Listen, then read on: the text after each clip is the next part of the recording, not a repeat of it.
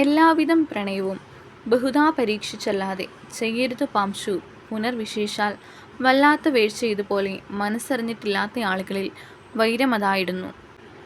കാളിദാസൻ തൻ്റെ അഭിജ്ഞാന ശാകുന്തളത്തിൽ പറഞ്ഞിരിക്കുന്ന വരികൾ AR രാജരാജവർമ്മ മലയാള പരിഭാഷയിലേക്ക് ചെയ്തതാണ് KR മീര തൻ്റെ എല്ലാവിധ പ്രണയവും എന്ന പുസ്തകത്തിൻ്റെ ആമുഖത്തിൽ കൊടുത്തിരിക്കുന്നത്. പ്രണയാധിക്യമായിരുന്നു എൻ്റെ വ്യാധി. എൻ്റെ ഉള്ളിൽ ഒരാളുടെ മാത്രം ഓർമ്മകൾ പ്രണയമായി ഉരുൾപൊട്ടിക്കൊണ്ടിരുന്നു. എനിക്ക് അയാളെ പ്രണയിച്ചു മതിവന്നില്ല. തീരം തകർത്ത് പാറക്കല്ലുകൾ തകർത്തെറിഞ്ഞ് പർവ്വതമുടിയിൽ നിന്ന് 1000 വെണ്ണിയാകാശങ്ങളുടെ കരുത്തോടെ പാഞ്ഞു വന്ന എൻ്റെ പ്രേമത്തെ ഏറ്റുവാങ്ങാൻ അയാളെപ്പോലെ ഒരുവനെയായിരുന്നു എനിക്കാവശ്യം. ഒന്നും പ്രതീക്ഷിക്കാത്ത പ്രണയം, അതും പ്രചണ്ഡമായ പ്രണയം സ്വീകരിക്കാനും സമ്മാനിക്കാനും ഞാൻ ആഗ്രഹിച്ചു. മറ്റൊരാളെ കണ്ടെത്താൻ ഞാൻ ശ്രമിക്കാഞ്ഞിട്ടല്ല, പലരെയും കണ്ടെത്തി. പക്ഷേ എനിക്ക് വേണ്ടത് എന്തെന്ന് അവർക്ക് മനസ്സിലായില്ല.